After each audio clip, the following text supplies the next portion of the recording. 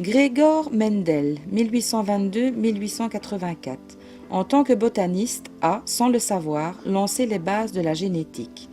Il en énonça les premières lois, certes avec des plantes, mais le pavé était lancé dans la mare. L'idée a germé et nous avons maintenant, grâce à lui, une idée un peu plus précise du développement des êtres vivants et du même coup de l'abeille. Jan Dzierzon, 1811-1906. Il découvre la reproduction asexuée des abeilles, appelée parthénogenèse, donnant naissance à des mâles issus d'œufs non fécondés. Frère Adam, de son vrai nom Karl Kerl, moine au monastère de Buckfast en Angleterre, parcourt le monde entier à la recherche des meilleures abeilles. Il crée ainsi l'abeille Buckfast, fruit de plus de 70 années de sélection intensive et de croisement. Décédé en 1996 à l'âge de 98 ans, son œuvre continue grâce aux éleveurs professionnels et aux groupements d'apiculteurs.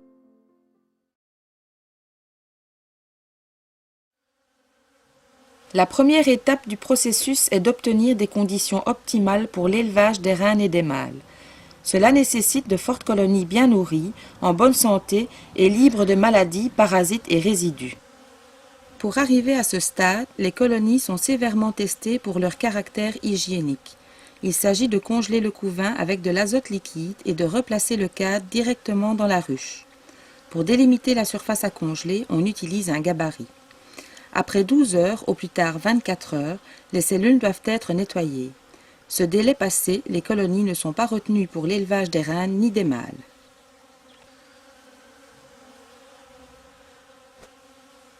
Dans un programme de sélection, l'élevage des reines est une étape des plus importantes. L'apiculteur ne pouvant se fier à la sélection naturelle, élève ses reines par des techniques dites artificielles. Il s'agit de prélever des larves provenant d'une colonie sélectionnée dite souche et de les transposer dans des cellules artificielles en plastique appelées cupules.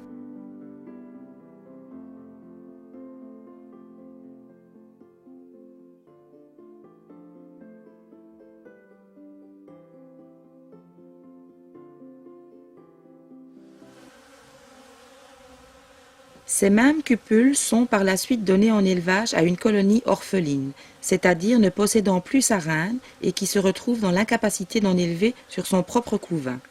Appelée ruche éleveuse, cet état est provoqué expressément par l'apiculteur.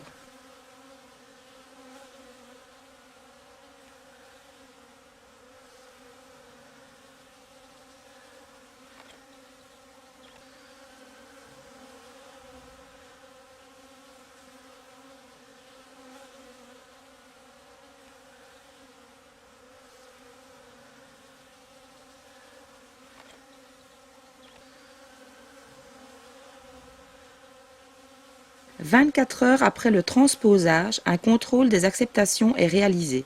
Voici un transposage parfaitement réussi.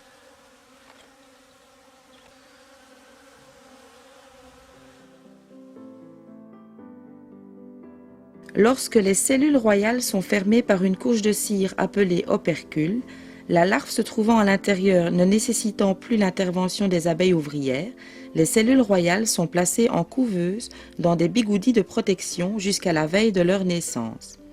Les bigoudis de protection empêchent les reines de se battre si des naissances surviennent plus tôt.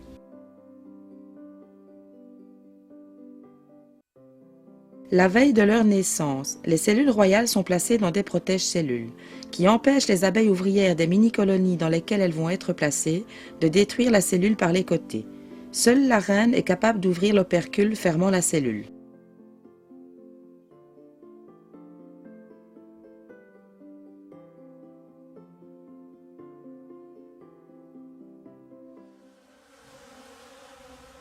Les cellules protégées sont ensuite placées dans des mini-colonies appelées nucléi. Les abeilles sont prélevées dans les ruches et pour faciliter le peuplement des nucléi, elles sont endormies au CO2.